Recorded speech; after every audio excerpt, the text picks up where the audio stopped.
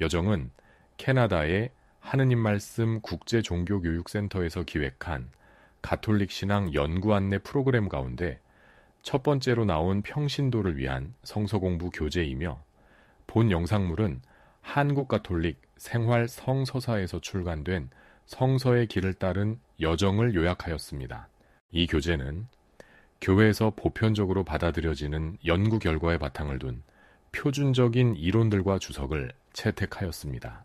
성서 말씀의 우리말 번역은 공동 번역 성서를 따르되 필요에 따라 예루살렘 성서나 RSV 성서를 번역하여 이용하였습니다.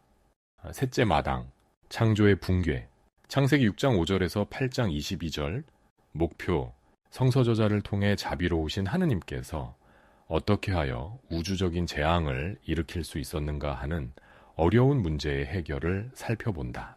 안내의 말, 태고의 대홍수에 관한 전설들은 중동의 샘족에서 북아메리카 원주민들에 이르기까지 고대 민족들 사이에 두루 존재하는 것이다.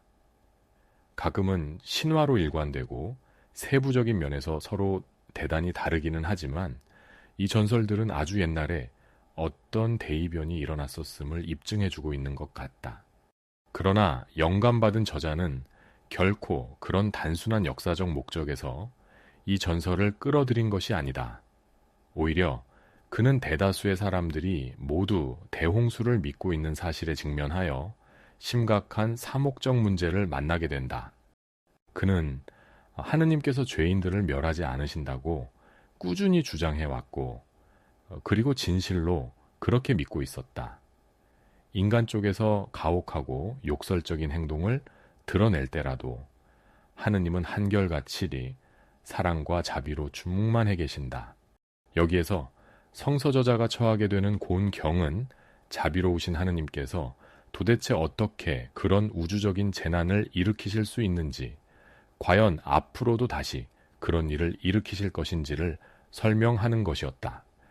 저자는 도입부와 결론 부분에서 홍수에 대한 해석을 하고 있다. 해설, 성서봉독, 창세기 6장 5절에서 8절. 야훼께서는 세상이 사람의 죄악으로 가득 차고 사람마다 못된 생각만 하는 것을 보시고 왜 사람을 만들었던가 싶으시어 마음이 아프셨다. 야훼께서는 내가 지어낸 사람이지만 땅 위에서 쓸어버리리라. 공연히 사람을 만들었구나. 사람뿐 아니라 짐승과 땅 위를 기는 것과 공중의 새까지 모조리 없애버리리라. 공연히 만들었구나 하고 탄식하셨다. 그러나 노아만은 하느님의 마음에 들었다. 이 대목이 기록된 때가 3000년 전이었음을 염두에 두라. 하느님에 관해 이야기하는 저자의 방식은 우리의 방식과 다를 수도 있다. 성서 저자는 지극히 단순하고 인간적인 방식으로 하느님을 이야기하고 있다. 그는 하느님을 동산을 거니시고 카인의 이마에 표를 찍으시고 아브라함과 저녁을 함께 하시며 야곱과 씨름을 벌이시는 분으로 묘사한다. 홍수 이야기에서 그는 자비로우시고 참을성 많으신 하느님께서 죄 많은 인류를 더 이상 참으실 수 없게 되는 것으로 기술한다.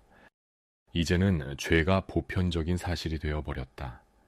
인간은 피조물로서의 자신의 본질을 받아들이기를 거부했고 하느님의 자비를 악용했으며 조상의 신성을 주장하기에까지 이르렀다. 저자는 하느님께서 파멸의 홍수를 일으키기로 작정하실 때 슬픔과 실망에 눌려 계시는 것으로 묘사한다. 홍수는 경솔하고 급하게 이루어진 보복 행위가 아니다. 그러나 하느님은 완전히 멸망시킬 수는 없었다. 그래서 그분은 새로운 시작이 될 사람 하나를 찾으신다. 홍수의 결말, 성서봉독, 창세기 8장 20절에서 22절. 노아는 야훼 앞에 제단을 쌓고 모든 정한 들짐승과 정한 새 가운데서 번제물을 골라 그 제단 위에 바쳤다. 야훼께서 그 향긋한 냄새를 맡으시고 속으로 다짐하셨다. 사람은 어려서부터 악한 마음을 품게 마련, 다시는 사람 때문에 땅을 저주하지 않으리라. 다시는 전처럼 모든 짐승을 없애버리지 않으리라. 땅에 있는 한, 부리는 때와 거두는 때, 추위와 더위, 여름과 겨울, 밤과 낮이 쉬지 않고 오리라. 홍수가 끝나자 하느님께서는 다시는 인간의 죄 때문에 그런 재앙을 내리지 않기로 작정하신다. 그분은 죄에도 불구하고 인류에게 계절과 안정을 주기로 약속하신다. 하느님께서는 홍수를 일으키실 만한 충분한 이유가 있어도 앞으로 다시는 그런 일을 행하시지 않을 것이다. 하느님을 지극히 인간적으로 이야기하는 자기 방식에 따라 성서 저자는 하느님께서 처음에는 사람을 만드셨던 일을 후회하셨고 다음에는 그토록 엄청난 파멸을 내리신 데 대해 후회하시면서 다시는 그런 일을 행하시지 않기로 약속하시는 것으로 묘사한다. 마치 저자는 하느님께서 인류의 죄 많은 상황에 대처하는 방법을 아셨고 따라서 이제는 될 수 있는 대로 그것을 이용하기로 작정하신 것으로 말하고 있는 것 같다. 잠깐 생각해 봅시다. 노아의 홍수 이야기에서 우리는 하느님께서 심판을 내리시고 이에 대해서 후회하심을 대하게 된다.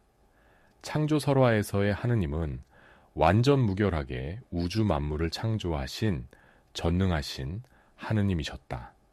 그런데 그런 하느님께서 후회를 하시는 것이다. 그렇다면 그분은 실수로 심판을 범하였다는 말일까? 전능하신 분의 이런 태도는 쉽게 납득이 가지 않을 수도 있다.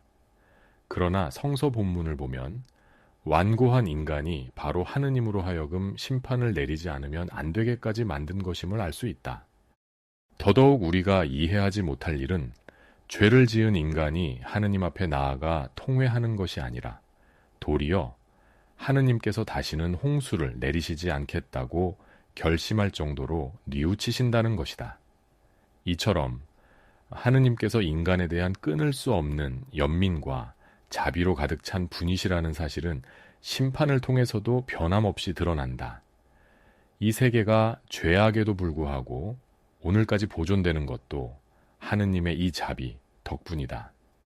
우리는 하느님께 죄를 범할 때마다 이런 하느님의 심중을 헤아리며 통회하고 다시는 죄에 떨어지지 않으려는 결의에 찬 결심을 세움으로써 그분의 자비에 보답해야 할 것이다.